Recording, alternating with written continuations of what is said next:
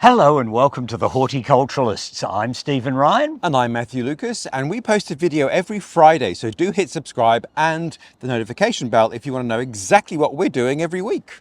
And don't forget, if you've got a burning horticultural question, why not put it in the comments below and we will use it as one of our Monday 60-second shorts. Clickbait, although I won't answer it, you will. Yeah, I'll answer it. He's the horticulturalist, I'm not.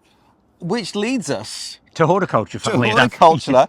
Where are we, Stephen? All I'm right. seeing a lovely little yellow doodad there. Yes, well, we're in the Melbourne Botanic Gardens. Yes. One of the world's great landscape botanic gardens. Top five? Yes, Top I five have in the to world. say. And we're in an area of the gardens which was one of the last designed by Guilfoyle.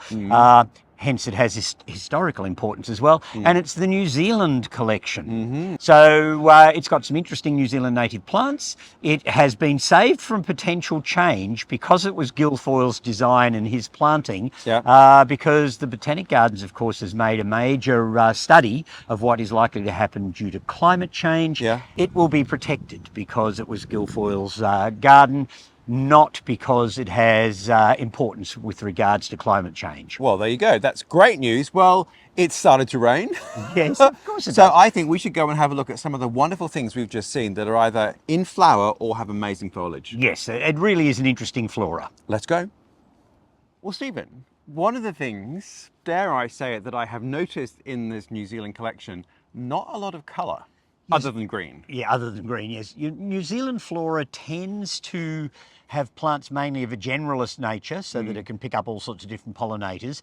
As we've discussed in many videos, red tends to attract birds, so different colours will attract different pollinators.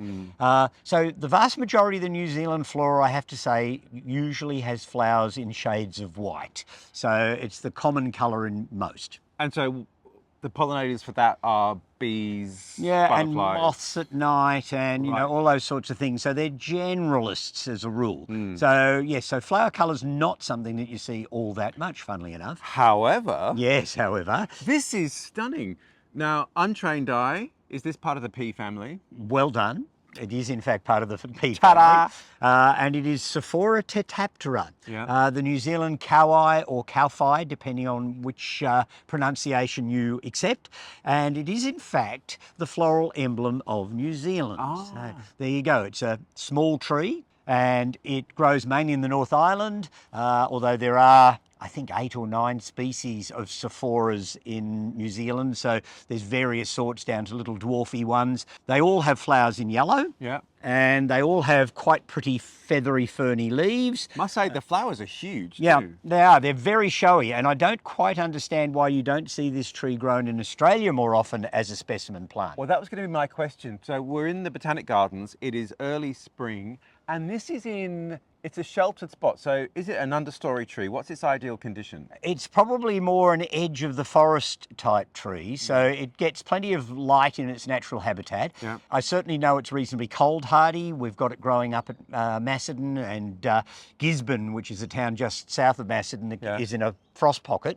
And there's some nice Kōwhais growing in the Gisborne Botanic Gardens. So they'll tolerate quite a wide range of climatic zones. Probably don't want to be completely drought ridden, but apart from that, they're pretty easy going and they wouldn't go down to sort of Canadian cold. So, but you could grow it in southern Britain, in Ireland, in parts of North America. Grow well in California, all those sort of areas. And it really is an elegant small tree. It would be ideal for a suburban garden site. So it's big enough to make it a proper tree, but it's not so big that it would become overpowering in a small home garden. There you go. Now it's spring, so obviously this is the time it flowers, and that's probably its thing, the feathery foliage flowers in spring. It's obviously evergreen. Yeah, more or less. In really cold climates, it will shed some of its foliage in the winter. But it also is, because of its form and shape and the size of the leaves, it makes very nice dappled shade. And a lot of people plant shade trees with the idea that they're, wanting to shade their garden. But if you have something that's really dense, like some of the conifers and things, then it makes it almost impossible to grow anything under them. Good point. But whereas this will give good shade. And you made a video with Alexandra at the Middleside sized garden about different types of shades. Yes, we did in fact. So you might like to go in and look for that as well. I'll But, link it. Yeah, so certainly Sophora tetraptera doesn't really have any major vices. So I think as a garden plant, Doesn't drink, doesn't smoke. yeah, it does get lots of seeds though. So So it has lots of sex. yeah. Anyway. So what can I say? The seed pods are very prominent when they form.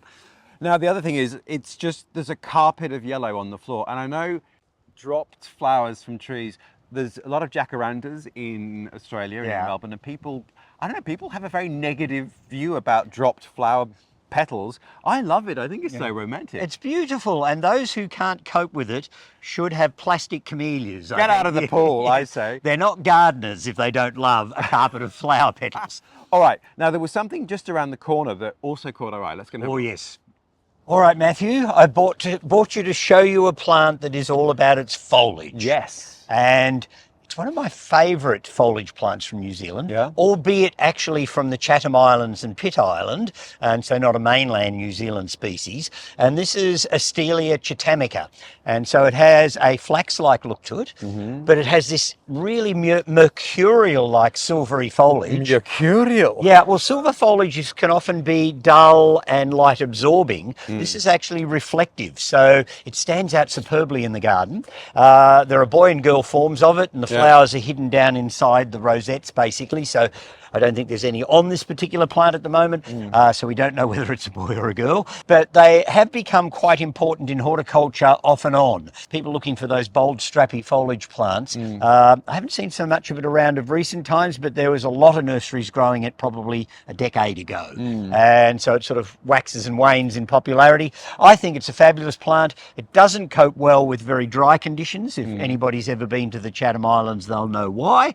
But if they haven't, the climate is moist and cool. Moist and cool and quite overcast most of the time. The clouds seem to sit atop the Chathams, and there's lots of swamps and bogs. I can attest to that. It's sort of, you go trekking in gumboots on the Chathams. And isn't Chatham Island too one of those places where things have giganticized? It has had that sort of impact on some plants. So there's the Chatham Island forget-me-not, Mycetidium hortensis, with its huge big platter-like leaves on it and blue forget-me-not flowers. Chatham Island Aelerias, which are daisy bushes. Yeah, so it is one of those places where some giant forms have been created, and this is comparatively large for an Astelia. Now, comes from a cool, moist climate. So how hardy would it be, say, for people in North America or Britain in colder climates? Probably not that hardy, because although it comes from a cool climate, it's a maritime climate, so the Chatham Islands rarely get frost, and they rarely get really hot, dry weather in the summer, so both extremes are a problem. So actually, once again, Ireland. Yes. Rachel, gardening duenza. Rachel, if you're watching, this could be great for you. If you haven't already got an Astelia chathamica, I would definitely recommend it. On your hot list. Yeah, and just another little point about it, it's often sold around the trade as a cultivar, which it isn't, it's the wild species, but it's often sold as silver spears. So if you see chathamica on a label, it'll be the same thing as you might see silver spears on a label. And is this it in terms of its size? It's not going to develop a trunk or... Height-wise, that's it. No, there's no trunk developed. Of course, it multiplies from the crowns at the bottom, which this one is. So the clump will become larger. But I'd say this plant is at about maximum height. So very sculptural, great as a punctuation point. Oh yeah, wonderful foliage plant. Now, it's in a sheltered spot. Yeah. So it comes from a cloudy climate, so it needs a bit of protection? Yes, I certainly wouldn't put it out in hot sun. It will burn. So give it a light shaded aspect. So not somewhere in the dark shade, but somewhere where it doesn't get a great deal of direct sun. And of course, its colour will lift in a shady spot as well. So it's useful visually in those sort of aspects. Brilliant. All right, on to the next, which is just around the corner. Yes. Now, this caught my eye, Stephen. Hebe. Yes. I guess the most famous New Zealand export in terms of horticulture, because Hebes are everywhere around the world, are they not? They are. Hybridized, yada, yada, yada. Variegated ones, different sized ones. Don't trigger me. Yes. This is very pretty, but this is a species one. Yeah, this is what was known as Hebe buxifolia. So the box-leafed Hebe. Oh, right. And you can sort of see why. Yes. And it is very common in the trade here in Australia, certainly. It's a reasonably hardy, small evergreen shrub with its little white flowers. Yeah. But just to really annoy people, the botanists have been to work again, or the taxonomists, and Hebes used to be in the old world genus Veronica. Yeah. The Veronicas in the Northern Hemisphere tend to be herbaceous perennials and even some little sort of annual weedy things. And so Hebe was taken out because they were woody shrubs. Yeah. And so they erected a new genus specifically for this group of New Zealand plants. The taxonomists have been at work, and I guess they've done the genes and chromosomes and all that They've stuff. done the mouth swab. Yes, the mouth swab. And they've decided, in fact, that Hebe should be sunk back into Veronica. So it's now just a woody group of the very large and cosmopolitan genus of Veronica. But if that's all well and good. Yeah. Good on you. Yeah, well, not on me. I didn't do it. Yeah. Botanists. But if we just think of Hebe then, old school, it's exclusive to New Zealand, woody small shrubs. Yes, and they're basically all shrubs. Some of them can be quite large. Yeah. There's one or two that will grow 4 or 5 metres tall, down to little tiny mat-forming alpine species. New Zealand is absolutely endowed with different species. I mean, I don't actually know how many species are in what would have been classed as Hebe in New Zealand, but it is a huge group of plants, and you can find it in virtually every habitat in New Zealand. Which I guess explains why it's so common around the world, because it is quite, I mean, some of them are obviously very hardy. Oh, yes. I don't think there's any that will go down to seriously cold conditions. And regularly when Britain, for instance, sake, has one of those winters from hell, people often talk about Hebes that have been knocked out, but they are generally fairly hardy. But you see them in London a lot. Yeah, but London's warm. It has a microclimate. Yes, True, exactly. true. And so you do certainly see them there a lot. But because they're so quick and easy to propagate, even if you're planting them in a climate where they're at risk, it doesn't take long to replace one if you get that winter from hell that comes in and knocks you about. Keep cuttings on the windowsill. Yes, exactly. And people do that with geraniums and all sorts of other things anyway. So you could easily start some new Hebes off just on the off chance. All right, well, on to the next. Yeah, let's go. Now, this looks like it could be many other things. Yes, it's a New Zealand native plant called Ackama rosifolia, meaning leaves like a rose. Oh, yeah. Sort of. Well, loosely. And it's in the Coniaceae family, which is a fairly obscure family of plants that most gardeners probably aren't familiar with. Now, it's an evergreen largish shrub. Yeah. Grows mainly in the North Island of New Zealand. It has very attractive foliage, I think, but its flowers are fabulous. They're tiny little white fluffy things. Yeah. And as the flowers age, they go through shades of pink. And then when they turn into seed capsules, they're not exactly that much different to look at, except that they're almost red. So you go from this white through shades of pink to almost red from the sort of beginning of the flowers right through until the seed capsules form.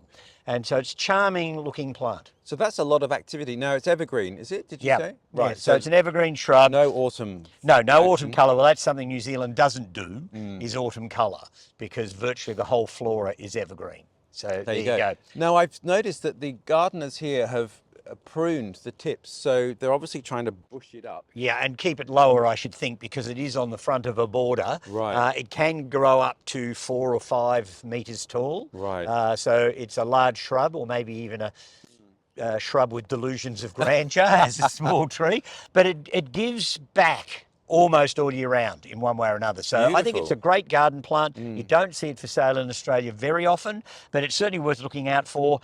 It probably won't cope well unless it's got a reasonably moist aspect, so dry conditions won't suit it. But I'd say that probably carries through with the vast majority of New Zealand native plants anyway. So an Australian 45 degrees Celsius day with a howling northwesterly is probably not something they meet in the wild. Which is, I forget exactly in Fahrenheit, but it's 100, 110. Yeah, it's hot. Yeah, it's a hot wind. Yeah, and Ackama is an adaptation, the name, of the Maori name. So it's actually a Maori word that's been adapted and used as a Latin word. So it does in fact illustrate the fact that you can't really talk about botanical Latin, considering that there's lots of other languages that have been engaged with in naming plants. There you go. So then we had this sort of common theme, hardiness with New Zealand plants. So they can take cool, coldish temperatures, but not sub-zero. Yeah, no, not really freezing cold, and the vast majority of them couldn't be considered as particularly drought tolerant. No. But again, Ireland, I think Yeah. I'm imagining Ireland is the Northern Hemisphere epicenter for New Zealand plants. Well, parts of Ireland. Yeah, I could imagine it would be something that people in Ireland could grow in their gardens. Whether in fact it's available, I don't know. I've got no idea. There you go. But right next to us is something else. Let's go look at that. Yes, yeah. Oh, goodness me. Well, we were talking about there not being a lot of colour in the New Zealand flora, but I have to say there are exceptions, and this has got to be one of them. And it's looking stunning at the moment, and the honeybees are having the best time with it. They're everywhere, all over it. This is a Metrosideros, but it's not the big, showy New Zealand Christmas bush that we're generally familiar with in Australia. This is Metrosideros carminea meaning red, and it grows in the wild as a liane or a climber that grows up the sides of trees by aerial roots, has tiny little leaves, and until it reaches maturity, which is normally when it gets into the canopy or to the top of whatever it's growing on, it doesn't flower. When it does start to flower, its adult wood comes out off the support and you get a mass of these fabulous little bright carmine red flowers on it. And the interesting point about it horticulturally is that if you propagate from that adult foliage, you end up with exactly this, a small growing shrub. So you can have the climbing form or you can have the shrub form, but once it becomes the shrub form, it normally stays that way. So you can't encourage this to then start growing up a wall, unfortunately. And the only downside, of course, in Australia and now in New Zealand as well, because myrtle rust is a potential threat to this plant, and myrtle rust has been in Australia for some years now, and I think it was in 2017 that it was first discovered in New Zealand as well. And so plants in this group, as far as I know, have no immunity to it, and it will weaken and possibly make the plant vulnerable in the wild. But it is a stunningly beautiful plant, and when you see it growing up the trunks of trees in the forests in the North Island of New Zealand, it is stunningly beautiful. Now, if you're going to grow this Metrosideros, whether you're growing the climbing form or in fact the shrubby adult form, it likes semi-shade to sun, although it doesn't like really hot sun, and it does need a cool, moist root run, so it needs to be kept well mulched and probably watered reasonably well. This form could also make quite a nice tub specimen, so you could look at putting it in a big container.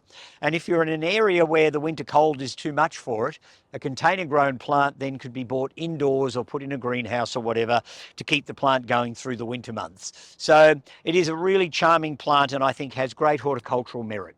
Now, Stephen, this looks eerily like the first tree that we looked at. Well, there is a reason for that. This is also in the pea family, the Fabaceae, and it's another New Zealand native plant, albeit seriously threatened in the wild and normally in a red form. So another plant that in fact does have a showy form in New Zealand. This is the white version of it. In New Zealand it's known as Kaka Beak. So it's got a flower that looks a bit like the beak of one of their native parrots.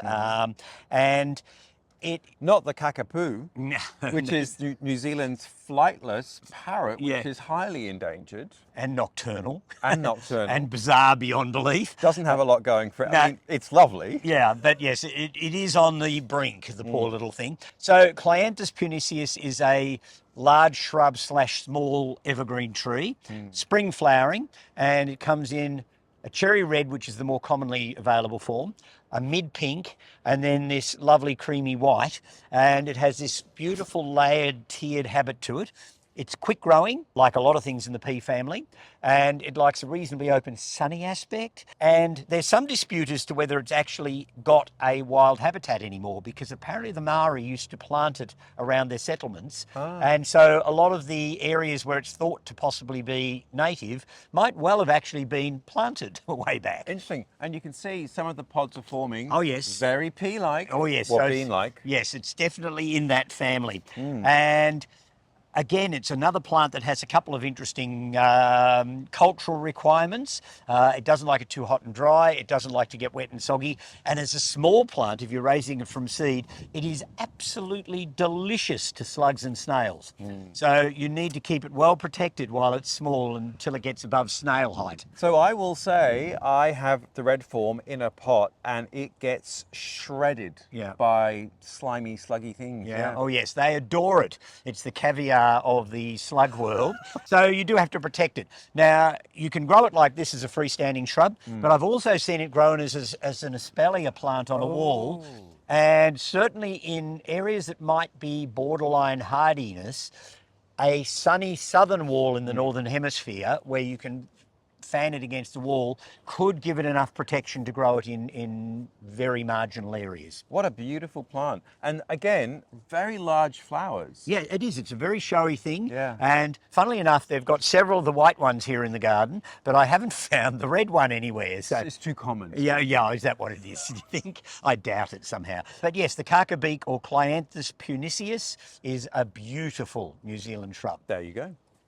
And our last stop on the New Zealand tour actually brings us next to the lavatory block. Yes. Not the most romantic of spots, but what do we have here? All right, well, this is one of New Zealand's great foliage plants. Yeah. Meryta sinclairii, known as puka, although there are a number of plants with a similar sort of Maori name. And it can grow up to 5 metres or so it can make a reasonable tree. Yes, it can make a tree. It comes from far northern New Zealand and some of the offshore islands, so it is quite frost tender. So anywhere you get even a vaguely decent frost, like my garden, you can't grow it. I've tried twice, I think, and I'm almost getting to the stage where I think twice is enough, not 3 times. Yeah. Yeah, so wonderful foliage plant. It's in the Aelia family. So I was going to say, because that seed head looks a lot like Fatsia, for example. yeah, Fatsia or Ivies or any of those other things in the Aureliaceae. And there are many of that group that are in fact cold hardy, but Meryta unfortunately isn't all that cold hardy, so I can come and visit it here in the Botanic Gardens. Now, I'm presuming that's quite a hefty seed head, but what are the flowers like? Not overly impressive, small greeny white flowers, which are fairly typical of that plant family. And the seed berries will eventually go virtually black when they're ripe and ready to distribute their seed. So yes, basically the same sort of thing. There you go. What a stunning plant. Now, we've actually made a New Zealand foliage plant epic up at Gentiana Nursery, yes. That's right, with Craig. So we'll link that below. Yes, and this plant he can grow because he doesn't really get frost where he is. Right. And I can't. It's very, very unfortunate. Well, you can grow many things. Yes. So you should celebrate that. And as they can here in the wonderful Melbourne Botanic Gardens. Now, it is one of the top 5 botanic gardens in the world. So if you are coming to Melbourne, do come and visit. There's amazing things to see all the time. And it's free. And it is free. Yeah. Now, what could we possibly be doing next week, Stephen? Oh, goodness only knows, but it'll be something vaguely plant-oriented, I imagine. Very plant-oriented, I hope. Anyway, if you want to know what we're doing next week, hit subscribe. Yes, and don't forget to press the alert button as well. And don't forget, we do our Monday shorts, so if you've got a question you'd like to ask me, put it in the comments below. Tell me where you're from so that I can get context, and we will get around to answering it in due course. We will do, but from the Melbourne Botanic Gardens, we look forward to seeing you next week. Bye all.